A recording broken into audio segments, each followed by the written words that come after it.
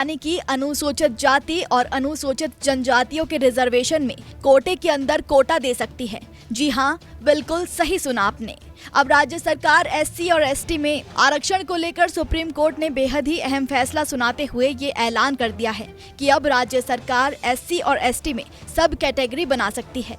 Court का कहना है कि कोटे में कोटा असमानता के खिलाफ बिल्कुल नहीं है और उन तमाम वंचित जातियों को भी अब उनके मूल अधिकार आराम से मिल सकेंगे।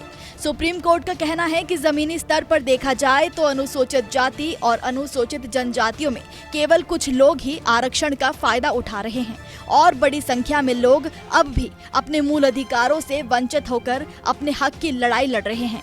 एससी एसटी के अंदर आज भी ऐसी बहुत सी श्रेणियां हैं जिन्हें अब भी उत्पीड़न का सामना करना पड़ रहा है और ये राज्य सरकार की जिम्मेदारी है कि सभी जातियों को उनका बराबर हक दिलाए। सुप्रीम कोर्ट ने 20 साल पुराना अपना 5 जजों की संवैधानिक बेंच का फैसला पलट दिया है। दरअसल 2004 में ईवी चिन्नैया मामले में संवैधानिक बेंच ने राज्य सरकारों को एससी एसटी जातियों की सब कैटेगरी तय करने का अधिकार नहीं होने का फैसला सुनाया था। पंजाब सरकार ने अनुसूचित जातियों के लिए आरक्षित सीटों में 50% सीट वाल्मीकि व मजहबी सिखों के लिए आरक्षित करने का प्रावधान किया था। पंजाब व हरियाणा हाईकोर्ट ने पंजाब सरकार के इस फैसले पर रोक लगा दी थी। ये रोक सुप्रीम कोर्ट के साल 2004 के फैसले के आधार पर लगाई गई थी। इसके खिलाफ पंजाब सरकार ने सुप्रीम कोर्ट में अपील की थी। पंजाब सरकार की अपील पर सुप्रीम कोर्ट की 5 जजों की संविधान बेंच ने साल 2020 में कहा था कि वंचित वर्ग तक असली लाभ पहुंचाने के लिए ये होना बेहद जरूरी है। इसके बाद ये मामला 7 जजों की संविधान बेंच को भेजा गया था, जिसका अब सुप्रीम कोर्ट में फैसला सामने आया है।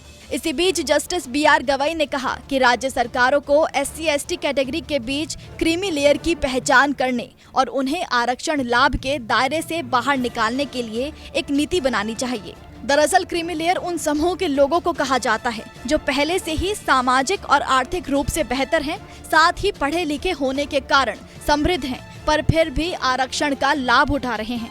ऐसे लोग पहले से ही आरक्षण का लाभ उठा चुके होते हैं और इन्हीं लोगों के लिए बेंच के 4 जजों ने कहा कि एससी एसटी के बीच क्रीमी लेयर को आरक्षण के बाहर रखा जाना चाहिए।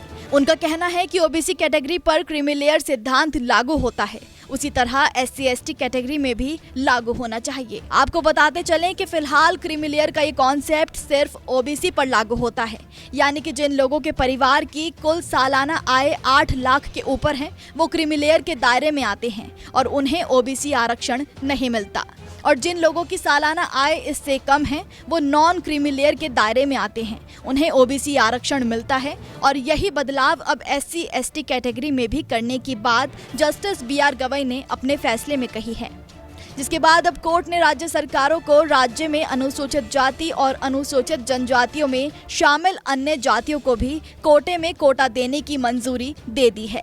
इसी के साथ सुप्रीम कोर्ट ने राज्य सरकारों को हिदायत देते हुए कहा कि कोई भी राज्य सरकार इस बदलाव को लेकर अपनी मनमर्जी नहीं कर सकती है।